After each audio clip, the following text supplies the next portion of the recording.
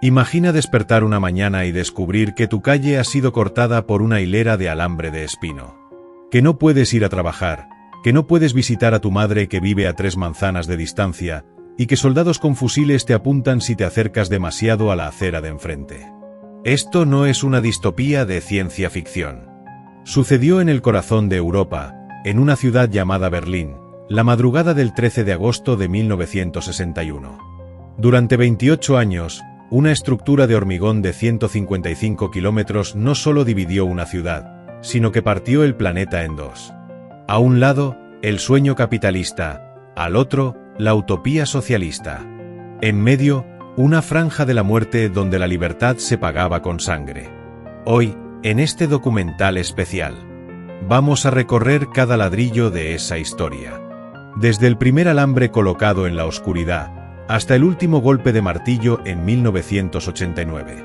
Bienvenidos a la biografía definitiva del Muro de Berlín.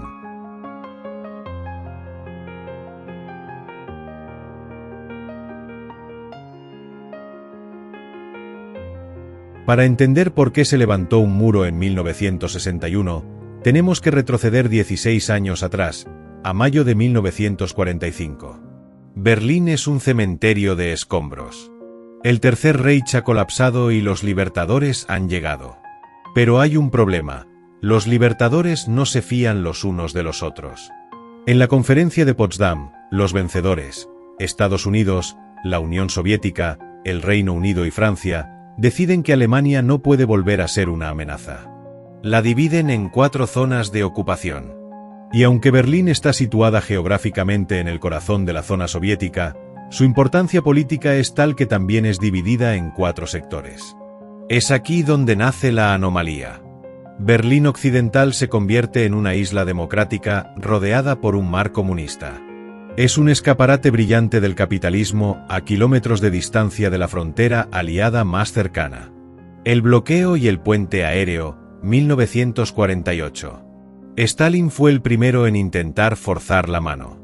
En 1948, cortó todos los accesos terrestres a Berlín Occidental.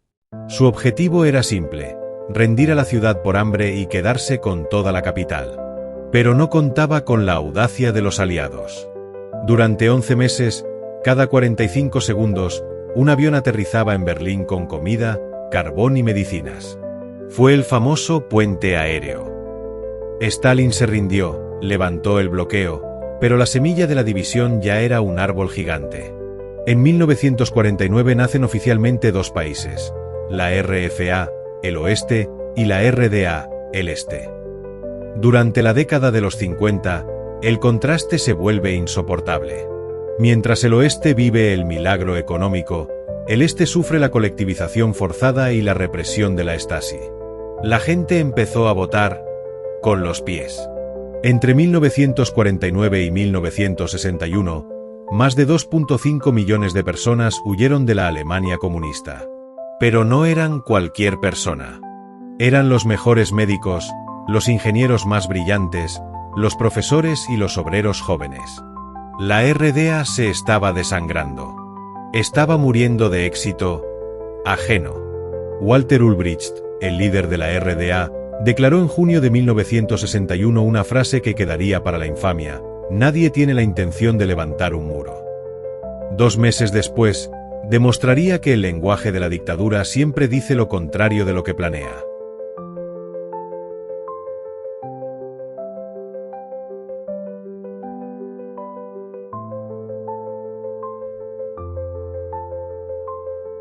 Berlín, 12 de agosto de 1961. Es una noche de verano cálida. La gente sale de los cines, las parejas pasean por la puerta de Brandeburgo y el último tren elevado cruza de un sector a otro. Nadie lo sabe aún, pero es la última noche en que Berlín será una sola ciudad. En menos de 6 horas, el destino de millones de personas cambiará para siempre. Amigos que se despiden con un hasta mañana no volverán a verse en 3 décadas. A las 2 de la mañana, mientras la ciudad duerme, la Operación Rosa se pone en marcha. 14.500 soldados de la Alemania Oriental comienzan a desenrollar 40 kilómetros de alambre de espino. No es una obra de construcción, Es una emboscada contra su propio pueblo. Para entender este momento, debemos retroceder al humo y las ruinas de 1945. La Alemania de Hitler ha caído. En las conferencias de Yalta y Potsdam, los tres grandes, Stalin, Roosevelt y Churchill, despliegan un mapa sobre una mesa y, con trazos de lápiz, deciden el futuro de Europa. Alemania queda partida en 4. Pero el trofeo principal es Berlín. Aunque la ciudad está situada en lo profundo del territorio ocupado por los soviéticos, se decide que también sea dividida. Es un acuerdo frágil, nacido de la desconfianza mutua. Pronto, la alianza que derrotó al nazismo se pudre. El mundo se bipolariza. Por un lado, la doctrina Truman y el Plan Marshall buscan reconstruir una Europa capitalista. Por el otro, Stalin levanta lo que Winston Churchill llamaría un telón de acero desde el Báltico hasta el Adriático. Berlín es el único punto donde ese telón tiene una grieta. Una puerta abierta en medio de una fortaleza. Stalin sabía que Berlín Occidental era una espina clavada en su costado. En junio de 1948, decide extraerla por la fuerza. Corta todas las carreteras, canales y líneas de tren. Su mensaje es claro: si Occidente quiere alimentar a Berlín, tendrá que abandonar la ciudad. La respuesta aliada fue una de las mayores hazañas logísticas de la historia: el puente aéreo. Durante 322 días, aviones C-47 y C-54 aterrizan cada minuto en el aeropuerto de Tempelhof. Llevan desde harina hasta carbón para que los berlineses no mueran de frío. Los pilotos incluso lanzan caramelos en pequeños paracaídas para los niños. Es aquí donde el Berlín Occidental deja de ser el enemigo derrotado para convertirse en el símbolo de la libertad ante los ojos del mundo. Stalin se rinde en mayo de 1949, pero la herida ya no cerrará. Alemania se divide oficialmente en dos países, la RFA y la RDA. Entramos en la década de los 50. Mientras en el oeste los escaparates se llenan de electrodomésticos y coches gracias al milagro económico, en el este la vida es gris, bajo la bota de la planificación soviética y el ojo vigilante de la Stasi, la policía secreta. Se produce entonces un fenómeno que la URSS no puede detener: la huida masiva. Entre 1949 y 1961, 3 millones de personas escapan de la RDA. No son solo cifras, es el corazón del país. Se van los cirujanos, los arquitectos, los maestros. En algunos días de 1961, cruzan hasta 2,000 personas por jornada. El líder de la RDA, Walter Ulbricht, está desesperado. Si no detiene la fuga, su estado simplemente dejará de existir por falta de gente. El muro, aunque lo nieguen en público, es su única opción de supervivencia. Volvemos a esa madrugada del 13 de agosto. El mundo observa con horror. Los soldados tienen órdenes de disparar a cualquiera que intente cruzar mientras el alambre de espino es reemplazado rápidamente por ladrillos. Vemos imágenes de personas saltando por las ventanas de los edificios que dan a la frontera. Vemos a padres lanzando a sus hijos a mantas sostenidas por bomberos en el lado occidental. Es un caos de lágrimas y gritos a través de la barricada. En este punto, el muro de Berlín no es solo una pared de piedra. Es la confesión pública de un sistema que reconoce que, para mantener a sus ciudadanos dentro, debe convertirlos en prisioneros.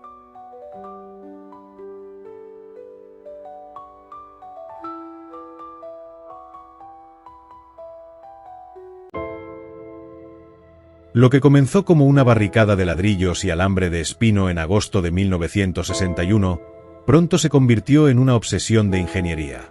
Para el gobierno de la RDA, el muro era una obra en construcción permanente. No se trataba de una sola pared. Con el paso de los años, el muro evolucionó a través de 4 generaciones. La última, terminada a finales de los años 70, fue el muro de cuarta generación o Grenzmauer 75. Eran piezas de hormigón armado en forma de L, de casi 4 metros de altura. Pero el secreto no estaba solo en su fuerza, sino en su parte superior, un tubo cilíndrico pulido que impedía que cualquier mano encontrara un punto de apoyo. Si intentabas trepar, simplemente resbalabas. Crucemos mentalmente la frontera desde el este. Para llegar al Berlín Occidental, no tenías que saltar una pared. Tenías que sobrevivir a una carrera de obstáculos mortal. Primero, encontrabas el muro interior, que te aislaba visualmente de la frontera. Si lograbas saltarlo, entrabas en la franja de la muerte. Aquí, el suelo no era de cemento, sino de arena fina rastrillada todas las mañanas. ¿Por qué? Para que los guardias pudieran ver cualquier huella de pisada desde las torres. Luego venían las camas de clavos, miles de puntas de acero ocultas bajo la hierba diseñadas para atravesar los pies de quien corriera. Había fosos antitanque para evitar que los camiones embistieran el muro y patrullas de perros pastores alemanes encadenados a cables largos para cubrir áreas extensas. Y finalmente, las 302 torres de vigilancia, donde los guardias observaban con binoculares térmicos y fusiles Kalashnikov cargados. ¿Quiénes eran los hombres en esas torres? Jóvenes reclutas de la Alemania Oriental. Pero el sistema no confiaba plenamente en ellos. Los guardias siempre patrullaban en parejas, y aquí es donde el control se volvía perverso. La Stasi se aseguraba de que los dos guardias no fueran amigos cercanos. El miedo era que, si uno intentaba escapar, el otro no le disparara. Se les decía que los que intentaban cruzar eran agentes del fascismo. Existía la Schusswaffel o orden de disparar. Si alguien entraba en la franja, el guardia debía gritar una advertencia. Si el fugitivo no se detenía, el guardia tenía la obligación de disparar a matar. No hacerlo significaba consejo de guerra. El muro no solo encarcelaba a los civiles, sino que convertía a sus propios soldados en verdugos de su gente. Mientras tanto, en los pocos puntos de control permitidos, el mundo contenía el aliento. El más famoso, Checkpoint Charlie. Octubre de 1961. Solo 2 meses después de iniciar el muro. Un diplomático estadounidense es retenido por la policía de Alemania Oriental. En respuesta, 10 tanques M-48 estadounidenses avanzan hasta la línea blanca que divide los dos mundos. Minutos después, 10 tanques soviéticos T-54 aparecen frente a ellos. Están a menos de 100 metros. Los motores rugen, los cañones se apuntan directamente. Es el momento más peligroso de la Guerra Fría. Si un solo soldado joven, nervioso por el frío, hubiera apretado el gatillo, la Tercera Guerra Mundial habría comenzado en esa calle de Berlín. Tras 16 horas de agonía, Kennedy y Khrushchev negociaron por teléfono y los tanques retrocedieron, metro a metro. El muro se quedaría en pie, pero el mensaje era claro: el mundo estaba dividido, y Berlín era la línea de fuego. El muro era perfecto, o eso creían los arquitectos de la RDA. Pero nunca subestimaron una cosa: el deseo humano de ser libre. En el próximo bloque, entraremos en los túneles, nos subiremos a globos aerostáticos y conoceremos a los héroes que decidieron que ninguna pared de hormigón era lo suficientemente alta para detener sus sueños.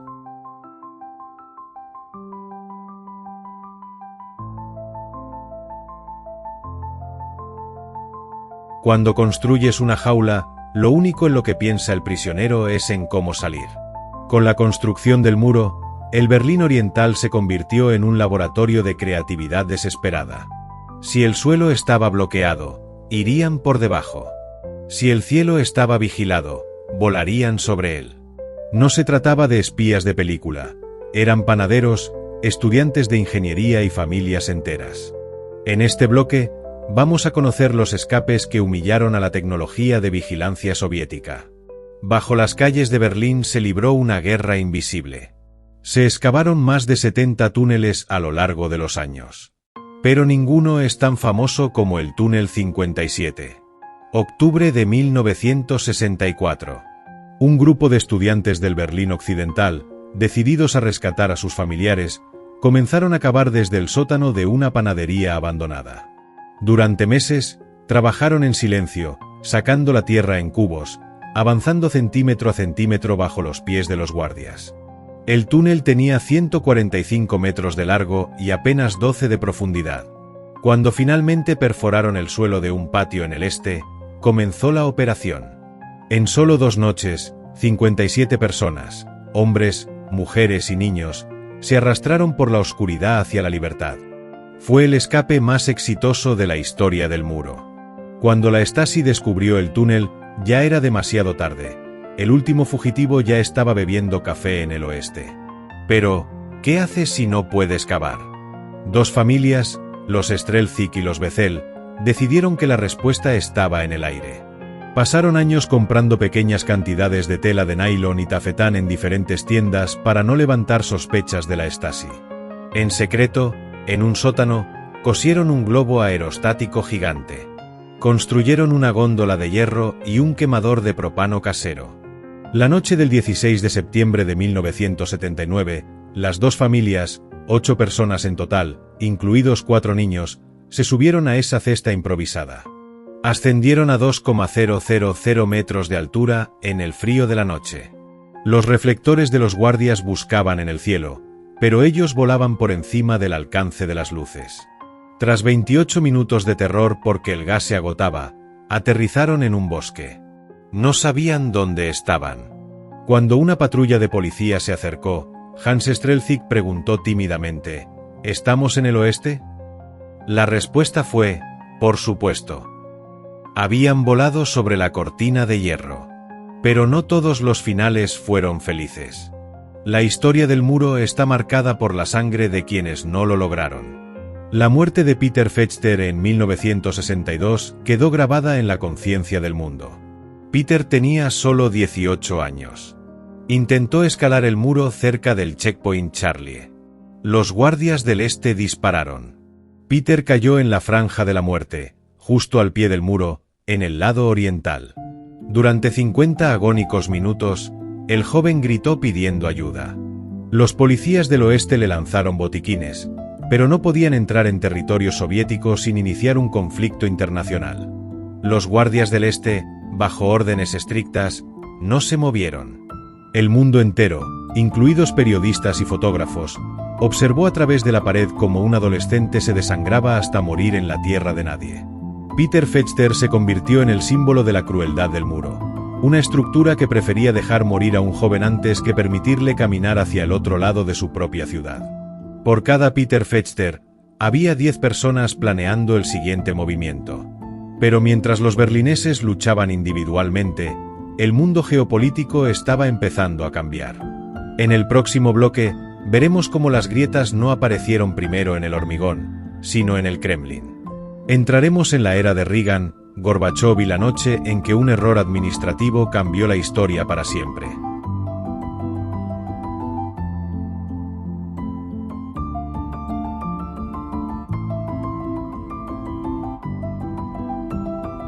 Llegamos a mediados de los años 80.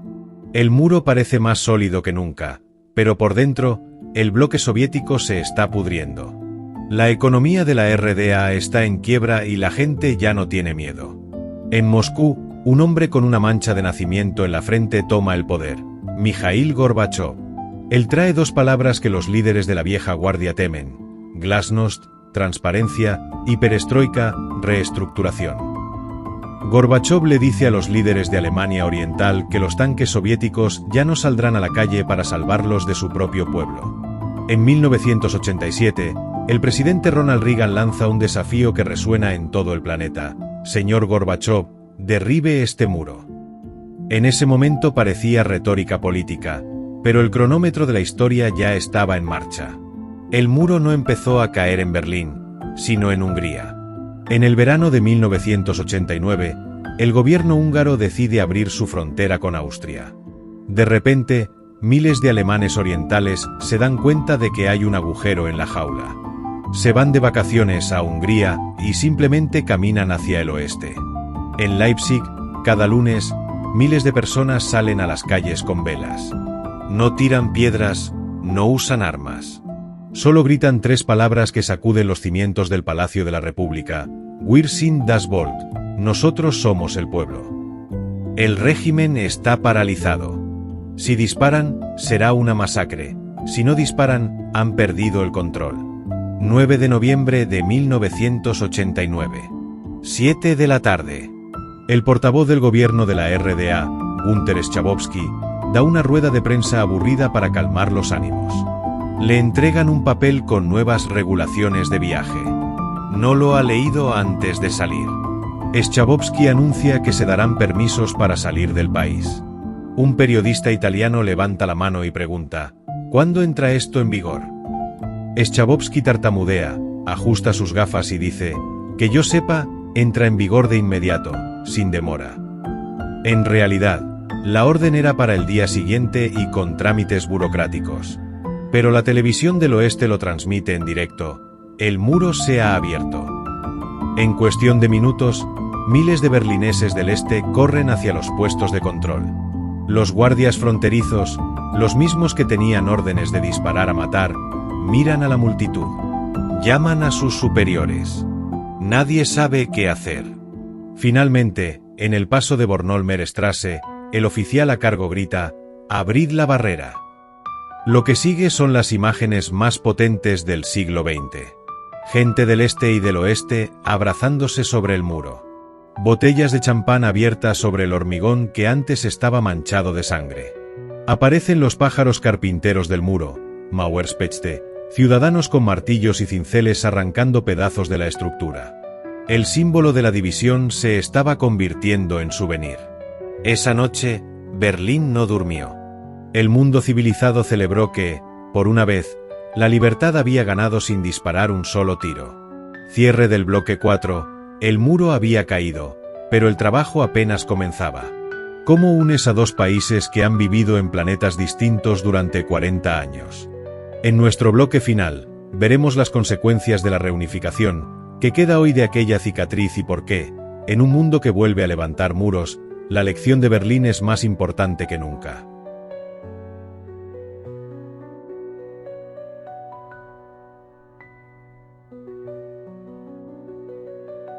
Cuando el sol salió el 10 de noviembre de 1989, Berlín era una ciudad diferente. El muro físico se estaba desmoronando, pero empezaba una tarea titánica: la reunificación. No fue solo cambiar banderas. Fue unir dos sistemas de salud, dos ejércitos y dos economías que no hablaban el mismo idioma. En 1990, Alemania volvió a ser una sola nación. Pero la alegría inicial pronto se topó con la realidad. El este estaba tecnológicamente décadas atrás. Se estima que, desde entonces, se han invertido más de 2 billones de euros para reconstruir los estados orientales. Fue el proyecto de reconstrucción más ambicioso de la era moderna. Pero el hormigón es más fácil de demoler que los prejuicios. Durante años, los alemanes hablaron de la Mauer im Kopf, el muro en la mente. Aparecieron los Ossis, del este, y los Wessis, del oeste, cada uno mirando al otro con extrañeza. Para unos, el oeste era demasiado materialista; para otros, el este era demasiado dependiente del Estado. Hoy, el muro es una galería de arte al aire libre. La East Side Gallery muestra el famoso beso entre Brezhnev y Honecker y otros murales que celebran la paz. Pero si caminas por Berlín y miras al suelo, verás una doble hilera de adoquines que marca por donde pasaba el muro. Es una cicatriz que la ciudad se niega a borrar, para no olvidar nunca lo que sucede cuando el miedo se convierte en política de Estado.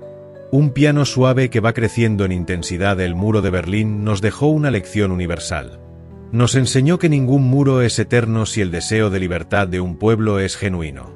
Nos enseñó que un error en una rueda de prensa puede derribar un imperio si ese imperio ya está podrido por dentro. Sin embargo, hoy, en pleno siglo XXI, vemos cómo se levantan nuevos muros en diferentes fronteras del mundo. Muros de acero, muros tecnológicos, muros de odio. Berlín nos advierte desde el pasado: las paredes no resuelven los conflictos ideológicos, solo los congelan bajo una capa de cemento y dolor. La historia del muro no es solo la historia de una ciudad dividida. Es la historia de la resistencia humana. Es el recordatorio de que, aunque el hormigón sea fuerte, el espíritu que busca el reencuentro siempre encontrará una grieta por la cual cruzar.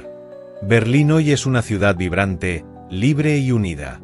Un testimonio vivo de que, al final del día, los puentes siempre duran más que las paredes.